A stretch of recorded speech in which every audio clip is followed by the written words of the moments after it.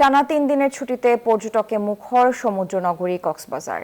কানায় কানায় পরিপূর্ণ সৈকতের বালিয়াড়ি। তীব্র গরমে সাগরের নীল জলে গা ভাসাতে পরিবার পরিজন বন্ধু বান্ধব নিয়ে ছুটে এসেছেন দেশের বিভিন্ন প্রান্তের মানুষ।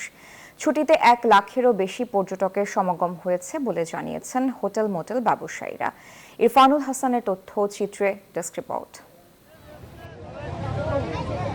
টানা ৩ দিনের ছুটিতে মানব সমুদ্রে পরিণত হয়েছে কক্সবাজার সমুদ্র সৈকত।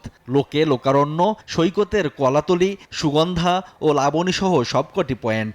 পরিবার পরিজন বন্ধু বান্ধব নিয়ে ছুটে এসেছেন পর্যটকরা। ঘুরতে আসা পর্যটকদের কেউ ঘোড়ায়, কেউ বিচ বাইকে, আবার কেউ জেটস্কিতে চড়ে আনন্দে মেতেছেন। অনেকে বালিয়াড়িতে ঘুরে ঘুরে সাগরের সৌন্দর্য উপভোগ করছেন, আবার ক্যামেরায় নিজেদের স্মৃতি ধারণ করছেন কেউ কেউ। ফ্রেন্ডরা সহ একরকম, যেমন এই যে ফ্রেন্ডরা সহ ম্যাচিং ড্রেস পরতেছি, ঘুরতেছি, ভালো লাগতেছে। আলহামদুলিল্লাহ অনেক ভালো লাগতেছে। আমি আমার পরিবার নিয়ে আসছি, আমার হাজব্যান্ড, আমার ছেলে, আমার ওয়াইফ আসছে, আমার 2 সন্তান, 2টা মেয়ে।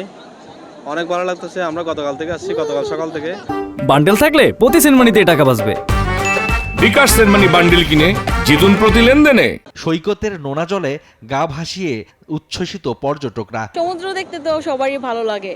এখানে আসে মানুষ দুঃখ, আপনার সুখ একদম সবই হয়ে যায়। পরিবেশ ভালো আছে, কিন্তু ঢেউটা বড় বড়, এতে কোনো সমস্যা নেই। আর আমরা 3টা বেজে সকাল থেকে এ পর্যন্ত আমরা সূর্য বন্ধের কাজ করি। আমরা পর্যটকদের হয়রানি রোধে কঠোর অবস্থানে ট্যুরিস্ট পুলিশ নেওয়া হয়েছে 4 স্তরের নিরাপত্তা ব্যবস্থা। এখানে আমরা শক্তিশালী ডিজিটাল নিরাপত্তার বলয় এবং চাদরে আমরা এই পুরো বিচটাকে, এরিয়াটাকে আমরা দেখে রাখবো। কেউ অপরাধ করে যেন পার না পায়, সেই জায়গাটাতে আমরা ব্যবস্থা নিচ্ছি। টানা ছুটিতে প্রায় লক্ষাধিক পর্যটক হয়েছে বলে জানিয়েছেন সংশ্লিষ্টরা।